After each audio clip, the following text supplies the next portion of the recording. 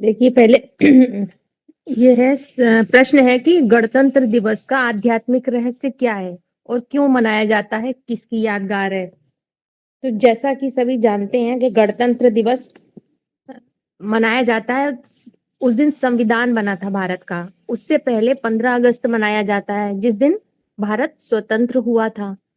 और 26 जनवरी को गणतंत्र दिवस मनाया जाता है, उस दिन संविधान बना था। संविधान माने संपूर्ण विधान।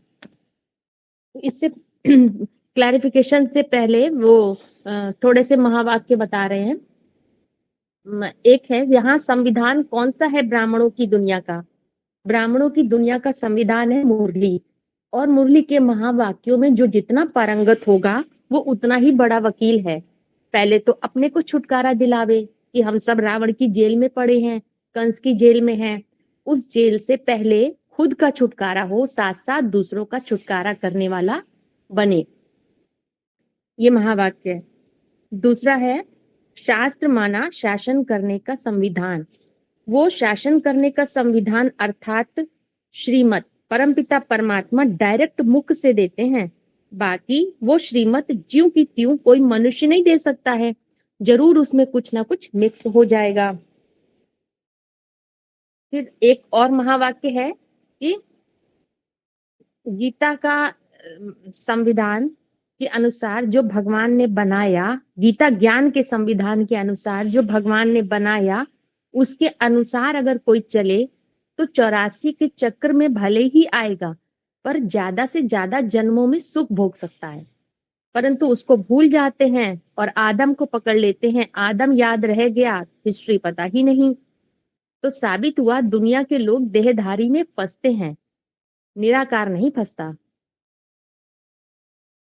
एक महावाक्य है कि भारत का संविधान बनाने वाला बहुजन समाज पार्टी का नेता, नाम दे दिया अम्बेडकर। आम्बेडकर, अम्बा ऐड कर, उसने अम्बा को ऐड कर दिया, बप्पा को भूल गया। तो वो अम्बा वो क्या है, बड़ी मायावती है ना। सब जगह शहर शहर, गांव गांव, पार्क पार्क में जिसका चित्र रखवा दिया गया अम्बेडकर का। तो ये कलयुगी दुनिया का हुआ ऐसा महारथी। ये भी मुरली महावाक्य है। फिर एक महावाक्य है, वो संपूर्ण आत्मा कौन है जिसका अनुवर्तन दुनिया के सभी देशों में कानून बनाकर किया जा रहा है। शास्त्र माना शासन करने का विधान, संविधान। सब माने संपूर्ण, विधान माना कानून, अर्थात संपूर्ण कानून। अब संपूर्ण कानून संपूर्ण आत्मा ही बनाएगी या अधूरे मनुष्य बनाएंगे। तो वो संपूर्ण आत्मा कौन, जिसका अनुवर्तन दुनिया के सभी देशों में कानून बनाकर किया जा रहा है। वही बात गीता में लिखी है कि भगवान आकर दुनिया में जो रास्ता बना देते हैं, जिसका अनुगमन दुनिया के सभी मनुष्य करते हैं। मम वर्तमान वर्तन्ते मनुष्य पार्थ सर्वशः। तो कौन है वो पूर्ण आत्मा? एक ही है जो सभी आत्माओं का बाप है, जिसका कोई बाप नहीं, जिसे परमपिता कहा जाता है। इन महावाक्यों के आधार पर जो निकल के आ रहा है वो कि पहले 15 अगस्त मनाते हैं स्वतंत्रता दिवस, उसके बाद 26 जनवरी अर्थात गणतंत्र दिवस, जब भारत का संविधान तैयार हुआ था। वो किस समय की यादगार? 15 अगस्त को स्वतंत्रता मिली अर्थात मुक्ति मिलने की यादगार है। तो 15 अगस्त को मुक्ति की यादगार, और 26 जनवरी अर्थात गणतंत्र दिवस को जीवन मुक्ति का यादगार बनाते हैं। मुक्ति किससे? मुक्ति है देह भान से मुक्ति, देह के बंधनों से मुक्ति, देह के पदार्थों से, देह की परिभाषाओं से मुक्त। कैसे?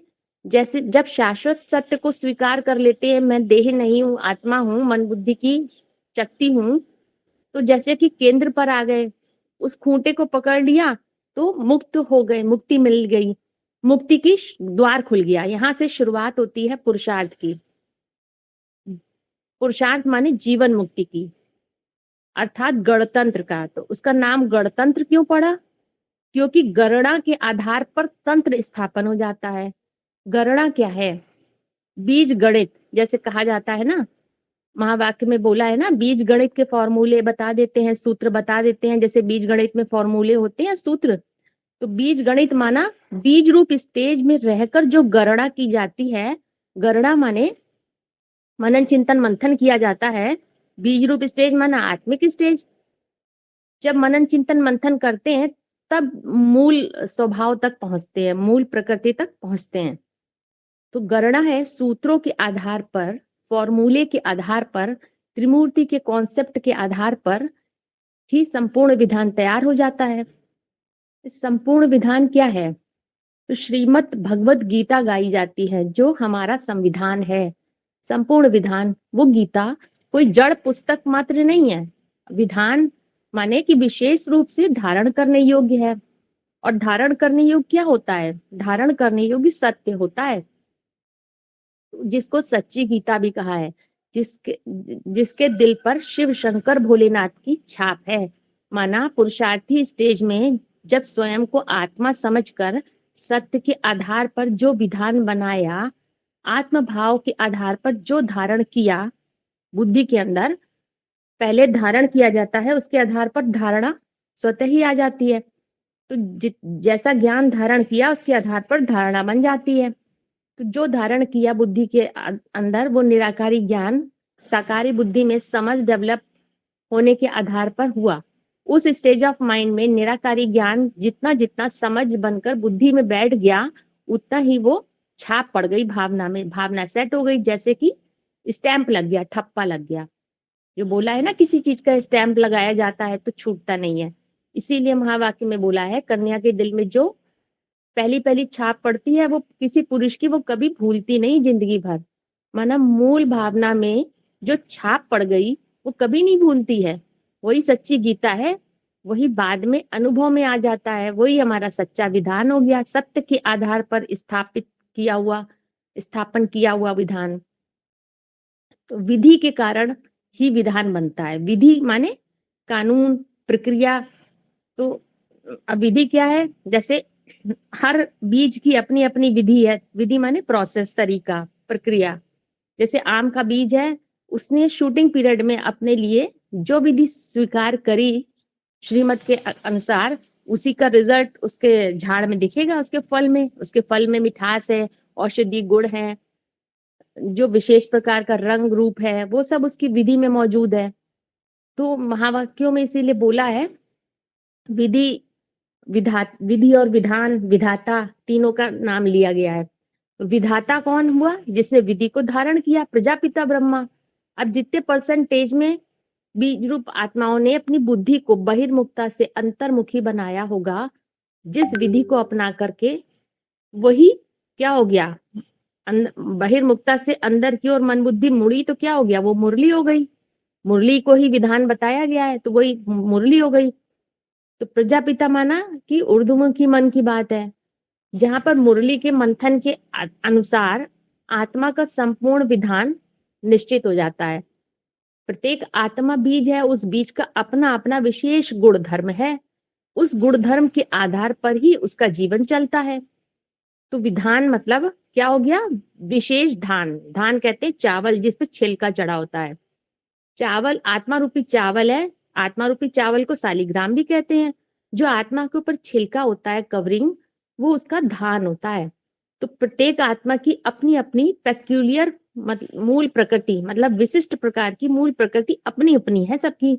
जो उसकी ओरिजिनल प्रकृति है, सच्ची गीता, वही उसका विधान है, जिसके आधार पर उसके अंदर से झाड़ निकलता है। जैसे आम के बीज का जो विधान है वो उसका अपना है।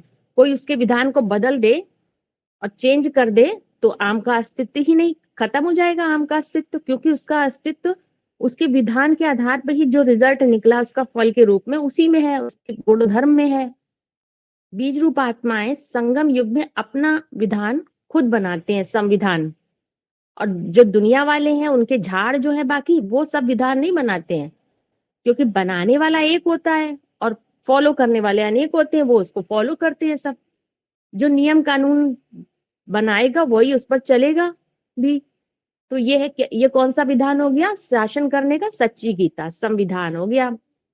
तो आत्मा जो मूल स्थिति है, आत्मा की जो विधान बना सच्ची गीता, वही उसकी परिभाषा होती है। परिभाषा माने परे से परे की भाषा, जिसके लिए महावाक्यों में बोला है, हर राजा की अपनी अपनी भाषा होती है और वही उसका विधान है। उसके होने की ओरिजिनल डेफिनेशन है।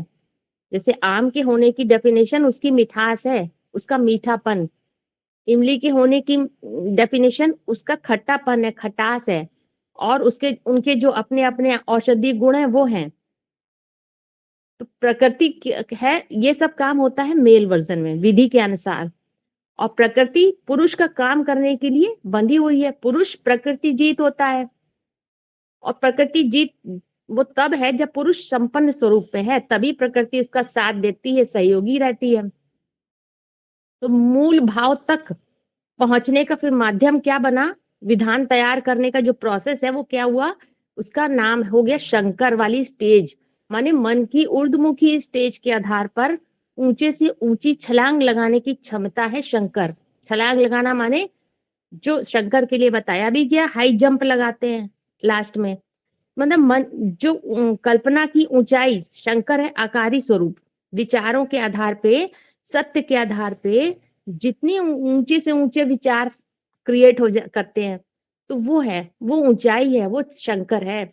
वो जिसके आधार पर जो चंचल मन रूपी घोड़ा है, अधोमुखी मन, वो पूर्णतः कंट्रोल हो जाता है, लीक मात्र रह जाता है। तो जब बेहद का 76 में जब बाहर की दुनिया से छी की अति हो जाती है, तब मन बुद्धि अंदर की ओर मुड़ती है, शाश्वत सत्य का खूंटा पकड़ लिया। तब जैसे कि मुक्ति का द्वार खुल जाता है। कैसे? जब कोई बंधनों में जकड़ा हुआ होता है तो अनेक रस्सियां नीचे की ओर खींचती हैं। मन बुद्धि रूपी आत्मा ऊंची उड़ान नहीं भर सकती है, लेकिन जब बेहद का 76 से शंकर की ऊंची उड़ान शुरू हो जाती है मनन चिंतन मंथन के आधार पर, तो वो हो गया 76 बेहद का, हो गया स्वतंत्रता दिवस। और फिर भारत अर्थात जब सत्य ज्ञान में निरंतर रत रहने की स्थिति बन जाती है मन बुद्धि की, वो मूल स्थिति जो है मेल वर्जन में, जो कभी खंडित नहीं होती, क्योंकि मुकर्रर रत की पहचान हो जाती है, फिर अखंड हो जाती है। उसके आधार पर स्थान भी, यानी उसके आधार पर स्थान माने उसका संपूर्ण विधान तैयार होता जाता है, क्योंकि मुकर्रर रत के आधार पर श्रेष्ठ मत को ही रिसीव करते हैं, तो विधि के आधार पर विधान बनता है। तो भारत का संविधान है संपूर्ण विधान, सच्ची गीता, श्रेष्ठ से श्रेष्ठ शासन करने का विधान डेवलप हो जाता है, हर बात की तह तक पहुंच जाते हैं। इसीलिए महावाक्यों में बोलते हैं, श्रीमत को फॉलो करने वाले स्वतः ही नेचुरल खुशी में रहता है। मेल वर्जन में अगर सत्य आ गया, बुद्धि में सत्य स्थापित हो गया, तो अधोमुखी मन उसमें एकाग्र हो जाता है, लिंग रूप स्टेज पकड़ लेता है, निराकारी।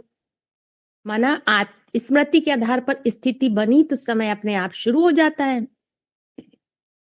महावाक्य में बोला है, शास्त्र माने शासन करने का विधान, अच्छे से अच्छा संविधान बनाने वाला एक परमपिता परमात्मा के सिवाय कोई हो नहीं सकता है। वो परमात्मा बाप आकर विश्व की बादशाही देते हैं उसको, जो उस संविधान को पूरा पूरा समझता है, जानता है। उसके बाद नंबरवार पुरुषार्थ अनुसार, तो इसके आधार पर परम पिता परमात्मा के कॉम्बिनेशन से ही संपूर्ण विधान तैयार होता है। माना पुरुषार्थी स्टेज में जब मेल और फीमेल वर्जन संपन्न बन जाते हैं, तभी संपूर्ण विधान, जिसे सच्ची गीता कहा है, तैयार होता है। लेकिन तामसी युग में भारत का संविधान बनाने वाले का नाम दे दिया अम्बेडकर, जिसने अम्बा को ऐड कर दिया, बाप को भूल गया। महावाक्य में बोला है, देवी के पुजारी है सब आसुरी संप्रदाय।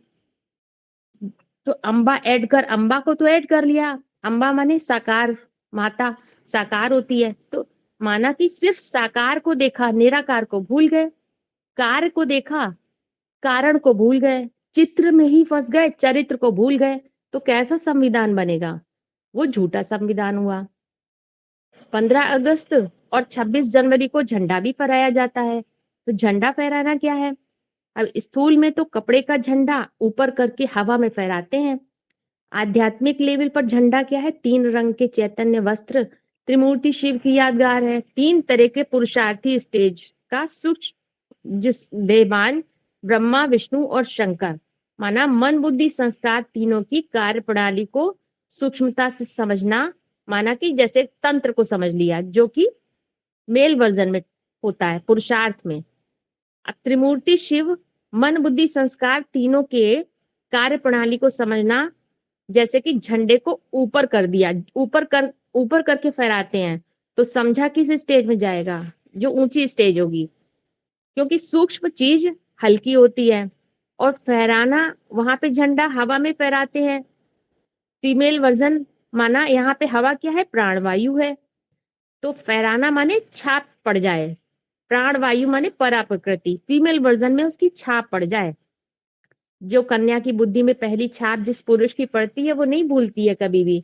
माना कि भावना के लेवल पर तीनों प्रकार का उसकी मैकेनिज्म जो है, 3 प्रकार के कर्तव्यों की कार्य प्रणाली पूरी इस 3 उनकी समझ आ जाए पूरी, तो वो कहाँ तक आ गई, गहराई तक समझ आ जाएगी, तभी तो प्रैक्टिकल उसको, प्रैक्टिकल मतलब कि मानसिक लेवल की बात है, स्थूल इंद्रियों की बात नहीं है। तो जब भावना में कोई बात की छाप पड़ जाएगी तो वो तो एंगल डेवलप हो जाएगी, दृष्टिकोण, वही समझ लो प्रैक्टिकल शुरू हो जाता है। तो ये आत्मा के अंदर ही मेल और फीमेल अर्थात मन बुद्धि का प्रोसेस है, ज्ञान के आधार पर सत्य की प्रत्यक्षता का। कोई को क्रॉस क्वेश्चन कुछ करना हो तो पूछ ले। ये जो गन बोला है ना, गन का जो बेहद का अर्थ कैसे समझेंगे? यहाँ स्थूल रूप में उसको समूह कहा जाएगा, तो गन बोलेगा तो क्या? हमने जो समझा था गण माने गणना, गणना के आधार पर तंत्र को स्थापन कर लिया। तंत्र माने मैकेनिज्म, तो जो मैकेनिज्म माने प्रक्रिया, तो जो गणना माने बीज गणित की गणना, सूत्र के आधार पर, कॉन्सेप्ट से सूत्र बनाए गए, सूत्रों के आधार पर सारी प्रोसेस को समझना, तो गणतंत्र दिवस साबित हो जाता है।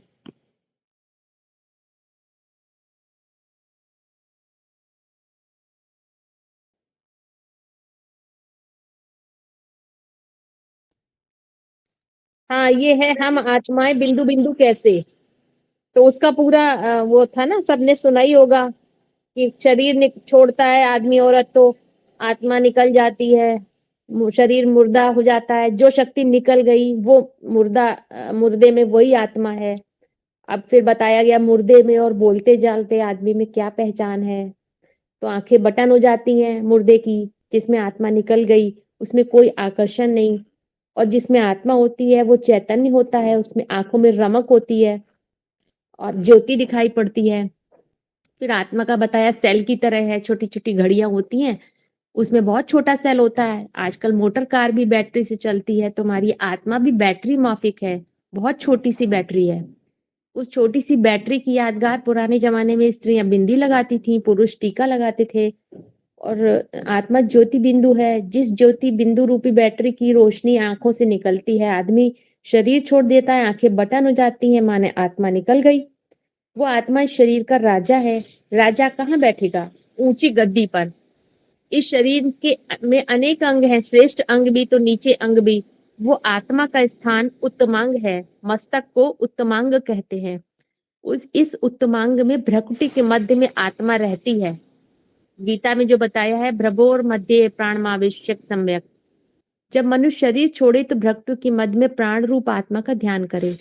उस प्राण रूप आत्मा का रूप क्या है? अणु अणियांसम। वो अणु रूप आत्मा इस शरीर में विराजमान है। वो कभी स्त्री चोला धारण करती, कभी पुरुष चोला। आत्मा इस शरीर रूपी वृक्ष का बीज है। जैसे दुनिया में और बीज होते हैं, पपीते का बीज है, नीम का, आम का, कोई बीज फीमेल, कोई बीज मेल होता है। जो फीमेल बीज है और मेल बीज है वो देखने में आता है, एक में फल लगते हैं, दूसरे में फल नहीं लगते हैं, सिर्फ फूल आकर रह जाते हैं, पराग। वो दूर से ही अपना पराग खींच लेता है और वृक्ष में फल आ जाते हैं। पपीते जैसे वृक्ष में इतनी शक्ति है कि दूर से ही वाइब्रेशन के आधार पर फल पैदा कर देता है। स्त्री पुरुष में जो पैदाइश होती है उसको कहते हैं लाल और लाली। लाल या लाली, ये मेरा लाल है, मेरी लाली है, अर्थात एक प्रकार का फल है। तो हम सब परमात्मा के लाल और लाली हैं। मूल रूप में तो हम आत्मा हैं, देखने में शरीर आते हैं, कोई स्त्री चोला कोई पुरुष चोला है। हम सब भी भाई बहन एक बाप के बच्चे हैं, एक बाप ही हमको पढ़ाने वाला है। ये थी पूरी पोस्ट। देखिए ये ध्यान रखिए, देखिए जैसे उदाहरण दे रहे हैं, समझने का प्रयास करिएगा। कोई व्यक्ति एक रथ पे बैठा हुआ है, उसने रथ के सारे वो जो लगाम है वो पकड़ रखे हैं अपने हाथ में। तो थोड़ी देर के लिए उसने मित्र बगल में चला रहा, तो उसने कहा लाओ तुम्हारे वाले रथ पे हम बैठ जाएं, लगाम से पकड़ते पकड़े रहेंगे। तो देखिए होता क्या है, जब हम अपने मूल जो देवभान है मुकर्ररत, उस भान में जीने के बजाय, उस भान के आधार पे ज्ञान इंद्रियों को पकड़ने के बजाय अपनी बुद्धि, ज्ञान इंद्रियों का नियंत्रण कोई पर के आधार पर, पर की परिभाषा के आधार पर हम उस वो देभान के आधार पे अपनी ज्ञान इंद्रियों को छोड़ देते हैं, तो हमारा मुकर्रर रथ जो होना चाहिए मुकर्रर देभान सो नहीं होता, कोई और देभान काम करने लग जाता है। स्पष्ट हो रहा है? नहीं तो और क्लैरिफिकेशन दें इसका। रथ, आप अपने रथ पे बैठे थे, आप अपनी ज्ञान इंद्रियों को आराम से चला रहे थे, कोई दिक्कत नहीं, लेकिन द्वैतवादी युग आता है, अर्थात देह की परिभाषाएं आती हैं, तो मन में कामना जब पैदा होती है तो दूसरे की चीजें अच्छी लगने लग जाती हैं, पर प्रकृति की परिभाषा है उसमें ऐड होने लग जाती हैं।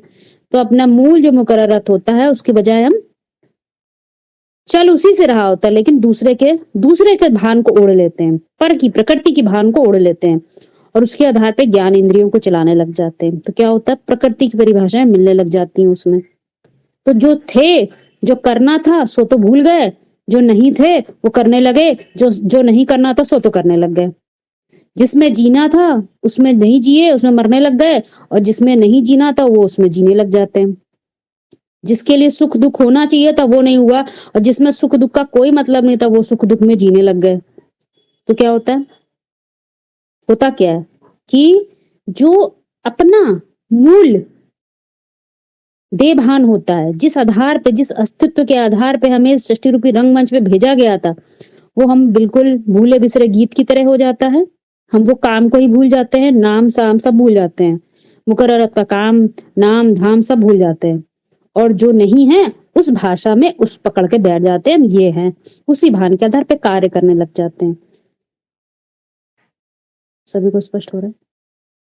दीदी, कहने का मतलब है कि अपनी मूल पहचान पीछे हो गई और दूसरों की मूल पहचान को अपना बना लिया, यही कहने का दूसरा मतलब है मतलब पर, दूसरा मतलब प्रकृति, पर। हमारे लिए जो हाँ, पर है, हाँ प्रकृति की पहचान को अपना बना लिया। हाँ, तो अपना ओरिजिनल देभान भूल जाते हैं ना। मतलब किस भान से, आप एक राजा का जो भान होता है उसकी एक्टिविटीज देखिए, उसके कार्य करने की प्रणाली देखिए, उसके सोचने की प्रणाली देखिए, कॉमन मैन की तरह नहीं होती। लेकिन अनकॉमन जो राजा होता है उस तरह का सब भूल जाते हैं, कॉमन मैन की तरह जीने लग जाते हैं। सुख दुख की परिभाषाएं कॉमन मैन के। एक विद्वान आचार्य यदि अपनी सारी ही ज्ञान को भूल जाए और दुनियावी लोगों की तरह जीने मरने लगे, दुखी होने लगे, तो ये बताइए क्या होगा उसका। खुद तो मरेगा ही, खुद तो दुखी होगा ही, और साथ में जितने लोग होंगे उनका भी ना कल्याण कर पाएगा, और वो भी, उनको भी दुख ही होगा, क्योंकि वो तो दुख से सुख में परिवर्तन भी नहीं कर सकते ना। प्रॉब्लम यहाँ पर ये है, करना तो वो विद्वान को, वो खुद ही अपनी विदुषता को भूल गया। तो ये बीज रूप आत्माओं के लिए बहुत खास बात होती है, क्योंकि वो करने वाले हैं, वो ये परिवर्तन करने की क्षमता उनमें है, और वो क्षमता ये छोड़ देते हैं। किस कारण से, कि अपने मूल देभान को भूल जाते हैं, और जो नहीं है सो वो हो जाते हैं। जब आदमी औरत शरीर छोड़ देते हैं तो कौन सी शक्ति निकल जाती है? पहले तो ये पूछा गया, ऊपर पूछा गया ना, कौन सी शक्ति निकल जाती है? सब निर्णय शक्ति निकल गई, परख शक्ति निकल गई, संकल्प शक्ति निकल गई, माना कि मन बुद्धि की शक्ति निकल जाती, चैतन्यता जिसके आधार पर हलन चलन हो रही थी, जो शक्ति निकल गई उसी को आत्मा कहते हैं। तो अब मुर्दे की आंखें बटन हो जाती हैं, कोई हलन चलन नहीं। तो अब मुर्दा क्या है? मरना भी दो तरह से होता है, एक है देह से मरना, दूसरा है देह भान से मरना। 100% आत्मिक स्थिति है तो भी डेड, क्योंकि वो कैसी स्टेज है? सेंसेशन लेस, कोई सेंसेशन नहीं है इंद्रियों का। जैसे शिवलिंग को दिखाया गया है ना, सेंसेशन लेस स्टेज है। अब शक्ति क्या है जो निकल गई? शक्ति के बारे में भी महावाक्य है, ई माना शक्ति, उनकी माना उन दोनों आत्माओं की साथ साथ महिमा है। अलग कर देंगे थोड़ी महिमा है। जैसे कहते हैं शिव को अलग कर दो, शिव शंकर भोलेनाथ, उसमें से शिव अलग कर दो, टोटल अंश मात्र भी परसेंटेज शिव का ना रहे तो क्या बन जाएगा? जिसको कहते हैं शिव शंकर भोलेनाथ, क्या बचेगा? शव। शव माना मुर्दा, उसमें से ई क्यों अलग कर दिया? हाँ, क्या हुआ? कोई नहीं, आप बताइए। तो वो सड़ांद बचती है, मतलब शिव अलग कर दिया तो शंकर क्या बचा, वो मुर्दा बचा। तो इसी तरह से जो मरना दो तरह से बताया, तो कैसे दो तरह से, नॉर्थ पोल उत्तर काशी की दिशा देवताओं की, जब पुरुषार्थ करते करते आत्मिक स्थिति में टिक जाते हैं, याद की स्टेज, माना कौन सी स्टेज है, परा प्रकृति की, मूल प्रकृति, जहां संकल्प भी जाम, मन चलना बंद हो जाता है, बर्फ ही बर्फ, कोई मंथन नहीं है, आत्मिक स्टेज है। तो ज्ञान सूर्य की नजदीक की स्टेज है, तो वहां पे जीवन नहीं होता है, वो जैसे डेड, कोई संकल्प नहीं है, 100% आत्मभाव है यहाँ पे। और सिर्फ जड़ता है, सिर्फ, या दूसरी पोस्ट है कि यंत्रों से देखना, माने बौद्धिक लेवल का तो इस्तेमाल करते हैं जो साइंस वाले होते हैं बाहर की दुनिया में, साइंस वाले, और यहाँ अध्यात्म में भी साइंस वाले हैं, रुद्रमाला के मन के, तो वो बौद्धिक क्षमता को तो इस्तेमाल करते हैं, बौद्धिक शक्ति का, लेकिन समझ डेवलप ने इस बौद्धिक क्षमता का इस्तेमाल किया, लेकिन मन का प्रयोग नहीं करते हैं। तो कैसे होते हैं, यंत्र जड़ होते हैं, इंस्ट्रूमेंट, बुद्धि का उपयोग करने से चैतन्यता नहीं आती है, वो साइंस का लेवल है। रुद्रमाला की पुरुषार्थी हैं साइंस वाले। साइलेंस का लेवल तब बनता है जब मन भी पूरी तरह इन्वॉल्व हो, एकाग्र, तब चैतन्यता आती है। तो वो हो गया साइलेंस का लेवल, क्योंकि बोलते चालते को चैतन्य कहते हैं। एक महावाक्य है, दुनियावी हलन चलन बंद करने को डेड साइलेंस नहीं कहते हैं, मन में हड़कंप चलना बंद हो जाए तब कहेंगे डेड साइलेंस। तो डेड साइलेंस में रहने की प्रैक्टिस करनी है, जैसा बाप वैसे बच्चे। और दूसरी दिशा है साउथ पोल, यानी असुरों की दिशा, देहभान की स्टेज। जब 100% देहभान होता है तब बुद्धि जड़त्वमयी बन जाती है, जामड़ी बुद्धि, कोई मंथन नहीं, कोई जीवंतता नहीं, जैसे कि मरे हुए हैं। देहभान माने सूर्य से बहुत दूर, ज्ञान सूर्य से दूर की स्टेज है, अपरा प्रकृति की स्टेज। तो ये दोनों में डेड वाली स्टेज है चैतन्यता। अब चैतन्यता के लिए क्या बोला है महावाक्य, कि वो चैतन्यता ही इस शरीर में चैतन्यता लाती है। वो माने सदा शिव, निराकारी, निर्विकारी, निरहंकारी, सदा रहने वाला जो शिव है, इस शरीर में, इस व्यक्तित्व में, इस रथ में, अर्जुन के रथ में, आदम के शरीर में कहो, वो ही चैतन्यता लाता है। अगर शिव ज्योति बिंदु ना आए तो शरीर कभी चुरपुर नहीं कर सकता, पत्थर जैसा ठूंठ बन जाता है। तो जैसे शास्त्रों में दिखा दिया, देवता का रूप बन गया, अश्वत्थ वृक्ष बन गया। तो शंकर को कैसा दिखाते हैं, याद में बैठा हुआ ठूंठ जैसा। अव्यक्तवाणी में बोला है, बाप की याद में सदा स्मृति स्वरूप होकर रहना। जैसी मिश्री की मिठास है, वैसे ही याद स्वरूप की अलग ना हो सके। अगर याद छोड़ी तो बाकी क्या रह जाएगा। जैसे कि शरीर से आत्मा निकल गई तो उसे मुर्दा कहेंगे। तो कहने का मतलब है, ना सुप्रीम सोल को चैतन्य कहा जाएगा, ना प्रजापिता को। दोनों का मेल चाहिए, शिव शंकर का मेल, माना परम पिता परमात्मा का मेल, तभी चैतन्यता आती है। जब फिर बोला दूसरा क्वेश्चन, फिर इसके आधार पे बोला गया है कि आत्मा जब निकल जाती है तो मुर्दे की, तो आंखें बटन हो जाती हैं। अब बटन से क्यों तुलना करी गई है, बटन का एग्जाम्पल क्यों दिया। आध्यात्मिकता में बटन की एग्जाम्पल का मतलब क्या है, आंखें बटन होने का एग्जाम्पल इसलिए दिया जाता है कि बटन जड़ होता है। तो तामसी दुनिया में मनुष्य कैसे होते हैं, बुद्धिवादी तो होते हैं, जो भी इन्वेंशन करते हैं। अब आप पहले बाहर की दुनिया का एग्जाम्पल ले लीजिए, एग्जाम्पल के लिए इन्वेंशन करते हैं तो क्या करते हैं, प्रकृति को जीतने के लिए ढेर सारे इन्वेंशन किए हैं। गर्मी में सर्दी का, ठंडक का एहसास करा देते हैं, ठंडी में गर्मी का एहसास करा देते हैं। एसी बनाए, कूलर बनाए, फ्रिज बनाया, हीटर बनाया, माने बटन दबाया, मौसम को बदल दिया, ठंडी को गर्म, गर्मी को ठंडा बना दिया, अंधकार को प्रकाश कर दिया। अंधकार हुआ, बटन दबाया, लाइट जल गई। तो बाहर ये कौन सी दुनिया के, जो तामसी दुनिया के जो वैज्ञानिक हैं, उन्होंने क्या किया, इन्वेंशन कर दिया बुद्धि के आधार पे। और उन्होंने क्या किया, जड़ बटन का प्रयोग किया। बटन जड़ होते हैं, लेकिन बटन दबाया तो मौसम बदल गया, प्रकृति को बदल दिया, प्रकृति को जीत लेते हैं। लेकिन क्या सचमुच प्रकृति को जीत लिया? नेचुरल कैलेमिटीज होती है इसको जीत पाते हैं, साइंस वाले भी कुछ नहीं कर पाते हैं।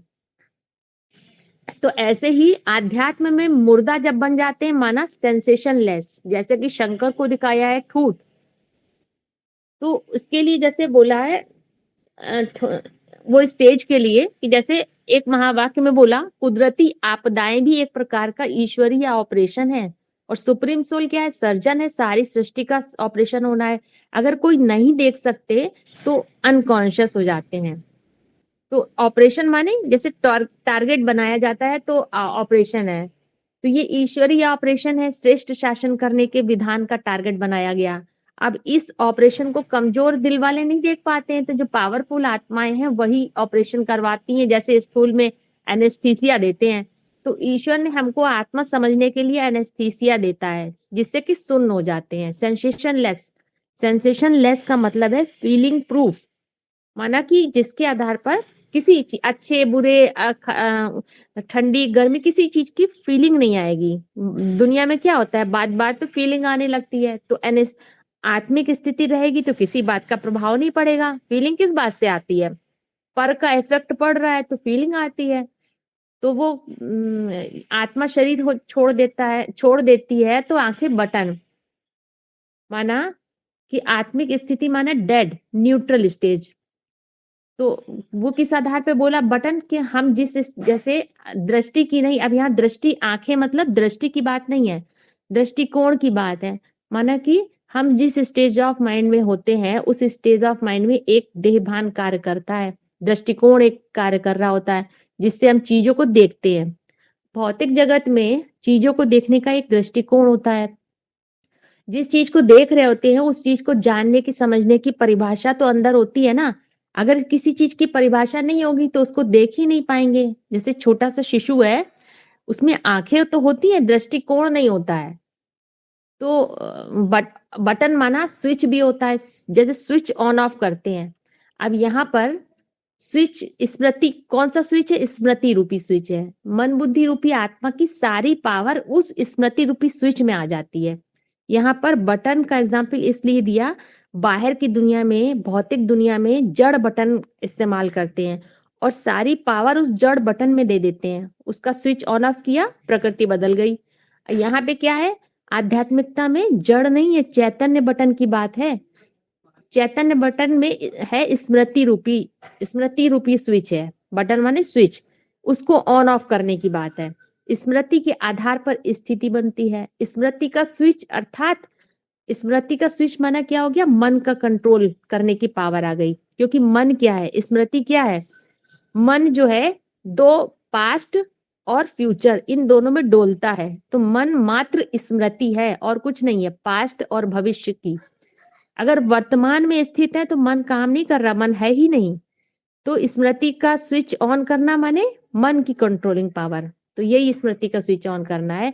तो यहाँ आध्यात्म में जब डेड बने, बेहद में मुर्दा बने, सेंसेशन लेस आत्मिक स्टेज, सेंसेशन लेस, तो सारी पावर किसको दे दी, चैतन्य बटन, स्मृति के स्विच के आधार पे मन पूरा कंट्रोल हो गया।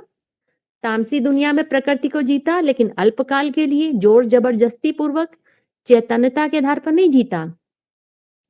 और यहाँ पे क्या है, संगम युग में ही ज्ञान के आधार पर ये बात समझ में आती है कि प्रकृति का परिवर्तन प्यार से होता है और प्रेम जड़ता की बात नहीं है, चैतन्यता की बात है। तब प्रकृति दासी बन जाती है। तो जैसे सतयुग त्रेता में कोई बटन दबाने की दरकार नहीं थी। जब यहाँ पे बेहद का मुर्दा बनते हैं, माने स्मृति रूपी चैतन्य बटन के आधार पे ही प्रकृति वश में हो जाती है। महावाक्य है वार्तालाप का, जैसी हमारी स्मृति होगी वैसी स्थिति बनेगी। अव्यक्त वाणी का पॉइंट है, चेक करो मन को कंट्रोल करने की कंट्रोलिंग पावर है। सेकंड में जैसे साइंस की शक्ति स्विच के आधार से स्विच ऑन करो, स्विच ऑफ करो, ऐसे ही सेकंड में मन को जहां चाहे उधर चाहे जितना समय चाहे कंट्रोल कर सकते हैं। तो ये है बटन का। अगर इसमें ना समझ में आया हो तो पूछ लीजिए और क्रॉस क्वेश्चन।